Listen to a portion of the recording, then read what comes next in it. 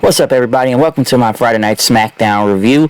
One thing I will address real quick before I actually get into Friday Night Smackdown, and you know what, I think I may save this for a separate video and whatnot. And I talked a little about this before, but obviously, just to give maybe 1 or 2 minutes time on this, and I'll save this for another time, maybe with someone else to talk about this whole thing, went into more detail and whatnot, because I kind of wanted to wait to hear at least both sides of this story. But obviously, I guess more news about Vince McMahon is out here nowadays, with the whole allegation thing, and now apparently he spent over $12 million on 4 different women, allegedly, I should say. Let me make sure that's a key word. Allegedly, it's not really confirmed, but 4 women he paid off, I guess, because he had an affair with and whatnot. And I don't know if the names are true. I know people throwing the names out in that time span, because I think some say it was like WWE. I don't know if it was that actual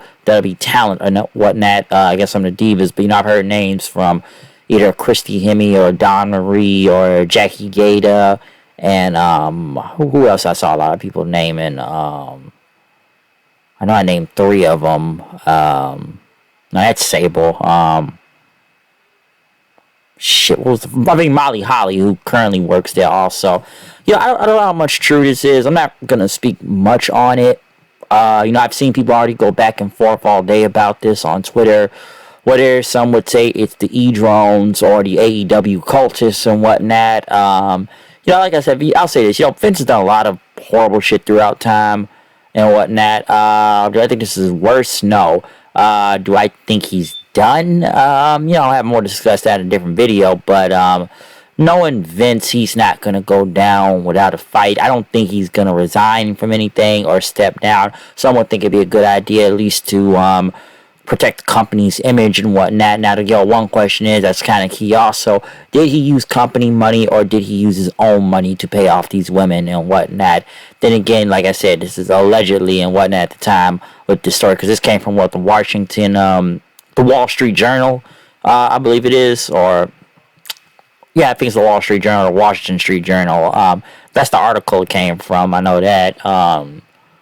Like I said, I'm just saying a little of it. I'll probably have more discussed in a different video. But do I think because he still has power, and I know Stephanie is on the business side of it, but some people think Vince to step down altogether. I don't really think so. Okay, I don't think he's gonna go. He's still controlling the show. The show is still the same. Everything. He's still booking the show and whatnot. So I don't know what's going to happen. Okay, I don't have answers for this. I'm just going by what I've read and stuff. And I know some people may have different opinions, whether if they think he did it or not, or if they think he's done or not. Hey, you decide on what you would take on this. Okay, but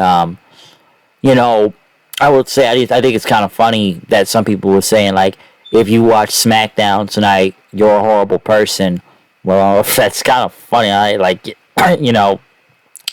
And some people thought Vince was going to come out here tonight and, do what he did last time and just go out there and just basically say, fuck y'all, I'm still in charge type shit, which I'm almost surprised he didn't do. He probably could have came out and did a backflip tonight for all I know. I would have laughed if he came out and did it, because, I will say one thing, the same people that are complaining, talking about him online, it's the same motherfuckers that will go and, cheer. When he comes out, they'll cheer and bow and sing along to his theme song and all that stuff. So, the same people complaining is the same people you'll see cheering that the same happened last time. And, now it's, apparently more people. So, same thing, different day, I guess. So, it's the same people complaining is the same ones that are gonna come out there and cheer the man and still buy a ticket and go to the show and everything. So I don't know, but like I said, we'll probably discuss that on a different thing, with more detail, going over. Maybe I have a co-host on. I don't know, but I'm sure everybody's gonna have a different opinion when it comes to these allegations and whatnot. So I was just taking a couple minutes. We'll get to it another time, but yeah, SmackDown is still SmackDown, so I don't think nothing is really changing for the time being right now. Like I said, this rumor just came out today of what was reported. It's not like he's out of power right now of anything. But Roman Reigns is back on SmackDown. We haven't seen him in about, 2 or 3 weeks, if I'm not mistaken. Fort Worth, Texas, as him and the entire Bloodline came out, the Usos and Paul Heyman. Right at the back, you could see, Austin Theory walk on stage, which Roman and them didn't even see him. And then they went to commercial break, which I thought was kind of odd to do that. Like, couldn't, Theory try to cash it in, which I know he's not going to cash it in, but when they have noticed him trying to come to the ring or something, you would think that. But no, when they came back after commercial, Roman and them were in the ring. Roman said, acknowledge me, it's time to take care of business, it's God mode, all that stuff. It's about the bloodline. But, Heyman, was stressed out, and, what they, fans they did to him and whatnot. As, you look so concerned. And, you should feel confident and everything. Because, I've smashed all these people and stuff. But Heyman went on to say, what you need to know is that, we have a problem here. And it's Brock Lesnar. Okay, this may be apparently the last time they're going to face each other. But, this is Brock we're talking about. And when his back is cornered, this is when he is at his most dangerous. This is his last shot, his only shot at a rematch for the title, okay? And listen, Brock's done a lot of things. He was the youngest champion, beating The Rock for the title. He's beaten the Undertaker's WrestleMania streak. He could end your reign and whatnot as the champion. And, Heyman's just going off, and, you should be scared, but and everything. But because now we got a more violent range and stuff, he's going to put Lesnar down 1, 2, 3. He's going to put him down for the 10 count. He's going to be on the ground. Paul was just getting fired up out there, and now Reigns is going to destroy Heyman. He knows Heyman. He knows Brock. Now that Reigns is going to destroy Brock, he knows Brock is at his most dangerous whenever, like I said, when all of it's against him and he's on his last shot. But he knows that Reigns can take down Brock Lesnar once again in his last man standing match. But as after Paul finished talking, Austin Theory's music hit. He basically did a lap around the ring as Reigns and them looked kind of confused and annoyed and whatnot, wondering if he will cash in. So Theory does play a part here, so we'll see what happens then. Whenever that happens, if he cashes in on that. The Viking Raiders beat Shanky and Jinder. They're new Viking Raiders now. By the way, Corey Graves is on commentary tonight. I guess they did not show this. I did not see this clip because I saw Pat McAfee at the UFC event, but I had no idea why he had a neck brace on. I guess as soon as Money in the Bank ended, Corbin came out and beat the hell out of Pat McAfee, so now he wasn't even on the show this week. I was wondering, like I said, I just wondered why he had a neck brace at that UFC event thing last Saturday. So that it caught my eye. But right after, the New Day cut this promo, which they had ass beating tickets, which they started talking about Seymour Butts. They were not funny out there. They were just annoying, and then they ended up getting beat up by the Viking Raiders again. So yeah, that promo was not really good, and it was just really annoying by the New Day out there. But Corbin ended up joining commentary then and stuff as Walter and Bartel came out there saying, it's going to be an open challenge for the Intercontinental Champion, but that no one is worthy and whatnot. Walter basically got a lot of what chance then, as, someone needs to come prove this, what they can do. Shinsuke Nakamura came out as, Corbin and Graves trying to imitate Pat McAfee doing the whole air guitar dance on the table thing. But Nakamura, got his face. And I don't accept your challenge, but I want you to keep that title warm for me. He wanted to challenge his partner there instead. Bartel out there. Nakamura basically went against, Bartel, Kaiser, whatever you want to talk about him.